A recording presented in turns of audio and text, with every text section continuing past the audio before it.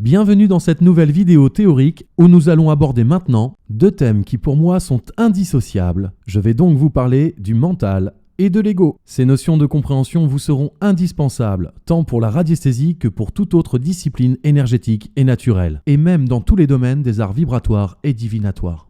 Allez, commençons. Se libérer du mental. Écoutez la voix dans votre tête.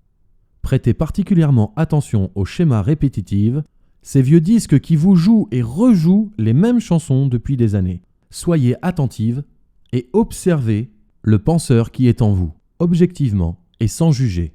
Vous prendrez alors conscience qu'il y a la voix et quelqu'un qui l'écoute et l'observe.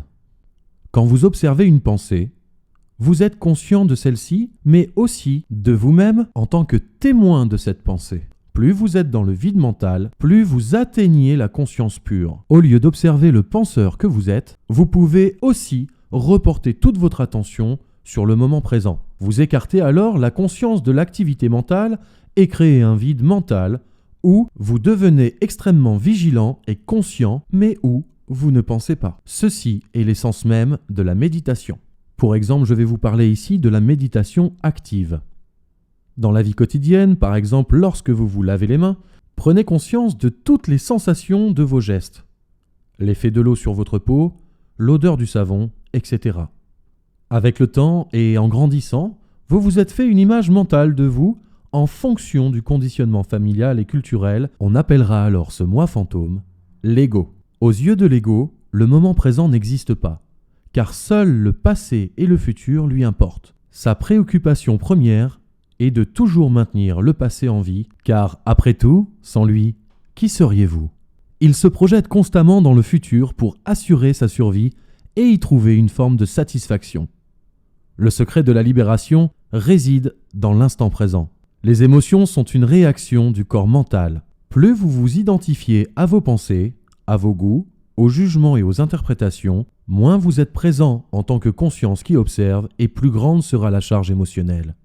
Alors s'il vous plaît, faites de maintenant, c'est-à-dire votre présent, votre résidence principale et accordez seulement quelques instants au passé et au futur lorsque vous devez affronter les aspects pratiques de votre vie. Je dirais aussi que s'identifier au mental, c'est lui donner de l'énergie. Mais observer le mental, c'est lui enlever de l'énergie.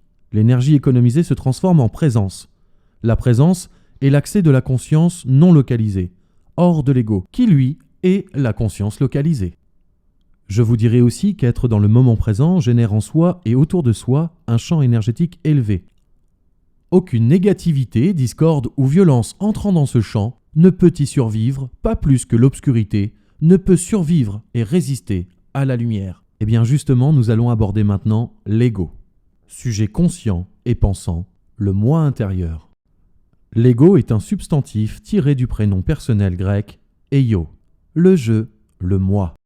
Il désigne généralement la représentation et la conscience que l'on a de soi. Il est tantôt considéré comme le soutien de la personnalité ou comme une entrave à notre enveloppe spirituelle. Dans une perspective spirituelle, l'ego veut dire se considérer soi-même d'être séparé des autres, dû à l'identification avec le corps physique et les impressions dans les différents centres du corps subtil. L'ego nous amène à croire que nous sommes limités par nos 5 sens. Notre mental fait vivre notre ego. Ce dernier va donc tout mettre en œuvre pour ne pas mourir en évitant le moment présent. Voilà, nous en avons fini avec cette vidéo théorique sur le mental et l'ego. Et j'espère que cela vous aura apporté une vision plus claire des choses. Je vous remercie et vous retrouve dans la prochaine vidéo.